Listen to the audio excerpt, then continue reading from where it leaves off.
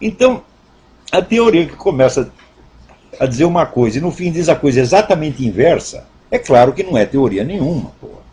Esse aí é que nem esse garoto mentiroso, pego em flagrante, começa a inventar historinha.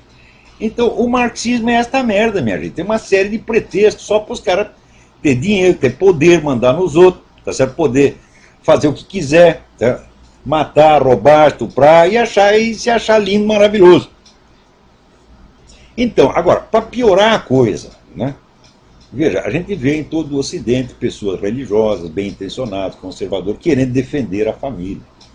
Então faz lá um belo discurso em favor da família e contra a destruição da família, etc, etc. Mas peraí. Será que esse pessoal revolucionário está mesmo destruindo a família? Hã?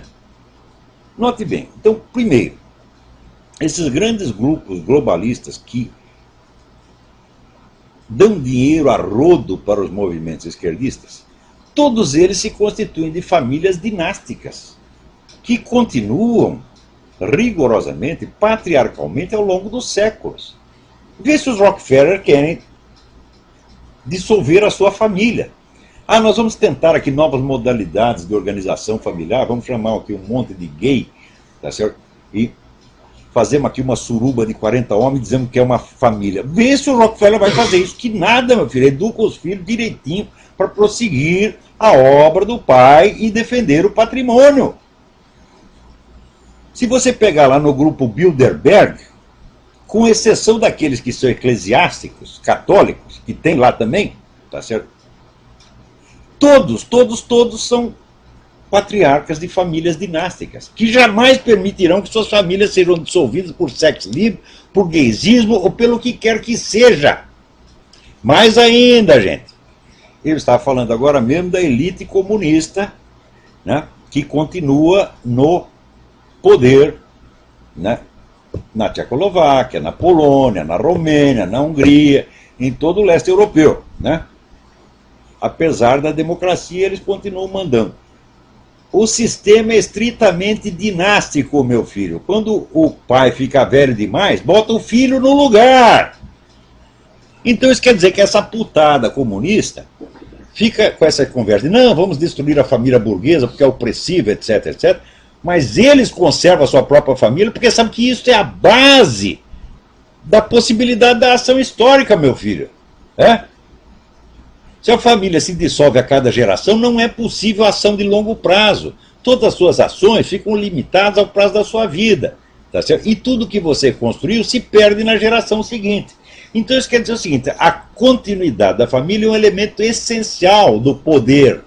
E quando eles dizem que é para destruir a família, é para destruir a sua família, seu trouxa. A deles não, porra. Então isso quer dizer, isso não é um ideal que eles tenham. Isso é uma conversa mole que inventaram para enganar trouxa. Note bem, que em Roma, já a nobreza romana já sabia disso. Então, dentro da nobreza, vigorava o mais estrito e hierárquico patriarcalismo. O pai tinha tanta autoridade que ele podia mandar matar um filho. Se o filho fosse desleal, podia mandar matar. E não tinha problema nenhum. Agora, os escravos, não era permitido que os escravos casassem e constituíssem família, meu filho. A procriação era feita em gigantescas surubas. Reunia um monte de homem e mulher num negócio do tamanho do estádio do Maracanã e todo mundo comia todo mundo, tá entendendo? E daí ninguém sabia quem era filho de quem. E assim foi durante séculos. Pô. Foi a influência da igreja que conquistou para os escravos o direito de casar. E a partir do momento que podia casar, então naturalmente podia legar sua propriedade aos filhos. Então quer dizer, a família sustentava a propriedade e não ao contrário, como dizia essa besta do Karl Marx. Os escravos primeiro adquiriram o direito de casar, né? E depois, em função do casamento, também o direito de legar, ainda que fosse um pouquinho, uma terra pequenininha, né? Ou um arado, um boi, uma vaca, um bode, um carneiro, né? Um cachorro, legar para o filho. Então aí começaram a ter algum poder, começaram a ter direito de voz e voto, que fez então, vamos dizer, do campesinato medieval uma força política tremenda. capaz de aterrorizar. Às vezes, quando o campesinato se revoltava, toda a nobreza ficava aterrorizada. Tem até um filme muito interessante que chama O Tirano da Aldeia, Michel Kohlhaas. É tirado de uma história de Heinrich von Kleist, do sujeito que primeiro inventou o pedágio. Hoje não está tão acostumado a pagar pedágio, você passa numa estrada, paga 10 pedágios, né? O cara inventou, um proprietário de terra inventou o pedágio e lá vinha então o camponês trazendo seu cavalinho, né? Os caras, tem que pagar. Não pago. Daí tomaram os cavalos dele. Ele disse, tomaram meus cavalos. Daí ele armou uma encrenca, começou a tocar fogo em tudo, aterrorizou metade da Alemanha. Isso era, então, já o campesinato medieval, que tinha consciência de seus bens, consciência dos seus valores, que ele pretendia legar aos seus filhos. Isso tudo começou com a família. Então significa o seguinte, continuidade familiar é poder, sobretudo é poder de ação a longo prazo. Então, os nobres, os senhores, os doutores, os ricos sempre souberam disso, então conservam suas famílias.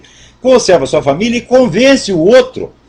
Ô idiota, aqui ó, seu pai está te oprimindo, você destrói a família, né? Leva lá um monte de puta, põe dentro de casa, diz que é sua família, faz uma suruba, né? Chama aí a turma da parada gay e diz que é família, né? Pega lá a sauna, né?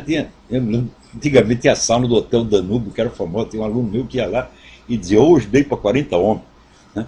Então a sauna do Hotel Danúbio vira o quê? Uma família. São novas modalidades de estrutura familiar, como falam esses patetas da USP, da PUC, esses vagabundos que vocês pagam com dinheiro público para botar merda na sua cabeça, porra, para te ensinar o contrário do que acontece.